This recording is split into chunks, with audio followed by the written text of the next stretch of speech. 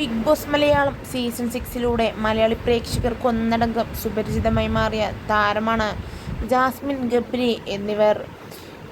ഉള്ളിൽ വെച്ച് ഇരുവരും ചെയ്തത് വലിയ രീതിയിലുള്ള വിവാദങ്ങൾ പുറത്തുണ്ടാക്കിയെങ്കിലും തങ്ങൾ എന്ത് തെറ്റാണ് ഇതിന് മാത്രം ചെയ്തത് എന്ന് ഇരുവർക്കും ഇതുവരെയും മനസ്സിലായിട്ടില്ല എന്നുള്ളതാണ് വാസ്തവം.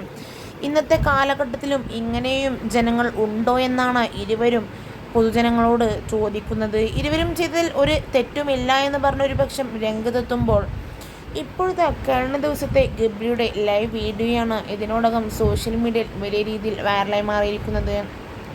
ഇത്രയെല്ലാം പ്രശ്നങ്ങൾ നേരിട്ടിട്ടും ജാസ്മിനെ പിന്തള്ളി ഒരു വാക്കുപോലും ഗബ്രി പറഞ്ഞില്ല എന്നുള്ളതാണ് ഗബ്രിയുടെ പ്രത്യേകത.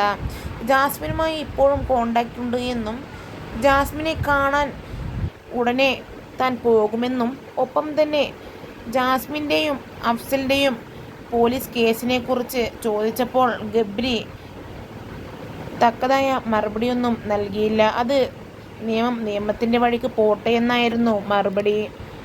ജാസ്മിനെ വെച്ച് ഇങ്ങനൊരു കളി അഫ്സൽ കളിച്ചത് ഒരിക്കലും ശരിയായില്ല എന്ന് പറഞ്ഞും ഒരുപക്ഷം രംഗത്തെത്തുന്നുണ്ട്.